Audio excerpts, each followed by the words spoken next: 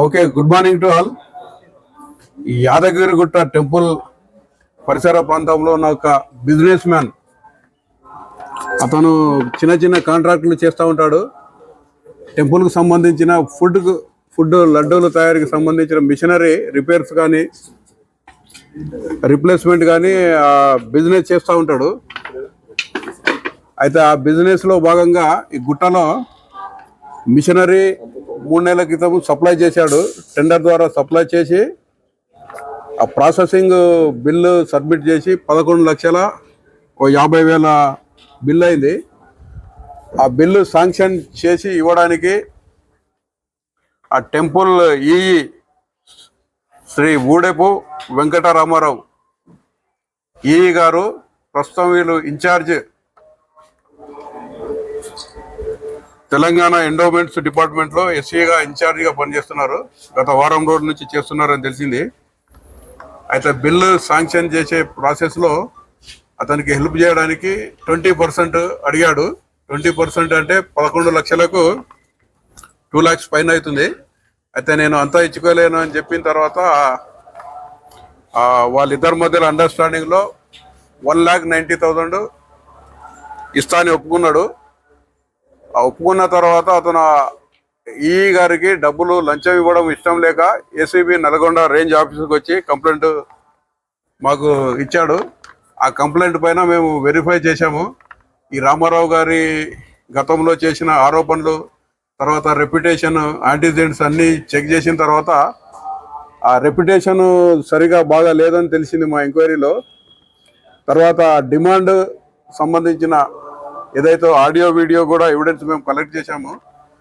Collect చేసి ఈ ట్రాప్లో భాగంగా నిన్న అయితే రామారావు గారు నిన్న వీక్లీ ఆఫ్లో యాదగిరిగుట్ట రాలేదు. తర్వాత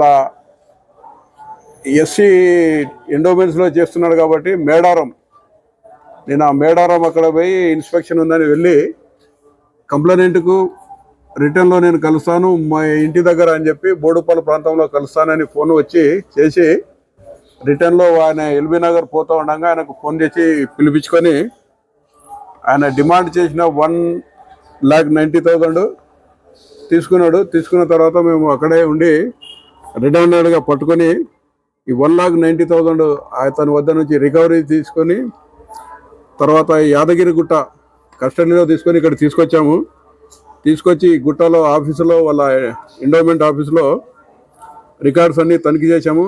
అదే టైంలో ఈ రామారావు గారి ఇల్లు ఎల్బీ నగర్లో ఉంది. అక్కడ 2 టీములు పంపించి అక్కడ ఇంట్లో సోదాలు నిర్వహించడం జరిగింది. ఆ సోదాలు ఇప్పటికీ ఇంకా కొనసాగుతున్నాయి.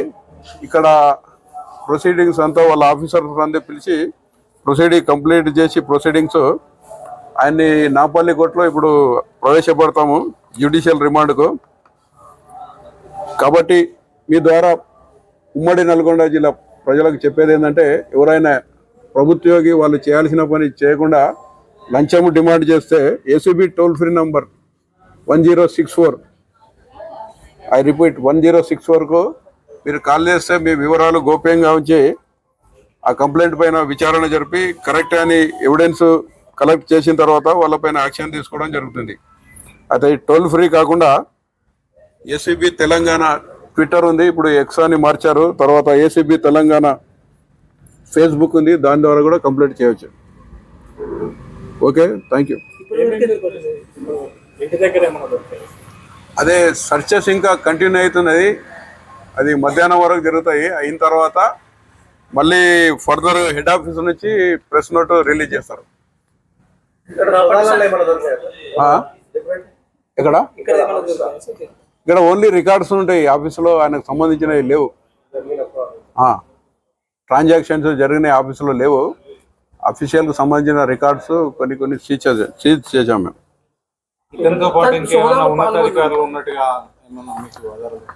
అంటే మేము ఎంక్వైరీలో ఇతను ఒకతే ఇన్వాల్వ్ ఉన్నట్టు తెలిసింది. ఉన్నతాధికారులు ఎవరు అందులో లేరు. అంటే ముందు నుంచి ఆయన అంతా ఒకడే డీల్ చేస్తాడనే ఎంక్వైరీలో తెలియదు. గతంలో 2-3 సార్లు సస్పెండ్ అయినట్టు కూడా ఈ దేవస్థానంలో ఇంకో 4-5 కూడా ఇలాంటి ఓకే. అదే మీ ద్వారా అందరికీ చెప్పేది ఏంటంటే అట్లా డిమాండ్ చేసిన ఏమంటే మాకు కంప్లైంట్ ఇస్తే మేము కంపల్సరీ యాక్షన్ తీసుకుంటాం.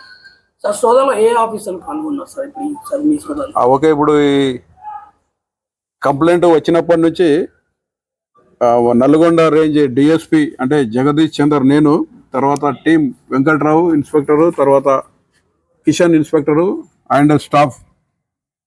టోటల్ ఎంతమంది సార్, ఎంతమంది పాల్గొన్నారు? టోటల్ ఇక్కడ 15 ఉంటారు. తర్వాత ఒక 7-8 మెంబర్స్ సిటీలో హైదరాబాద్ సిటీ రేంజ్ ఇన్స్పెక్టర్స్ అక్కడ పార్టిసిపేట్ చేశారు.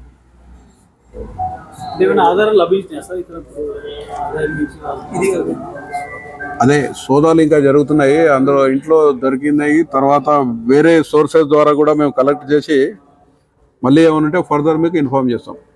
Okay, thank you.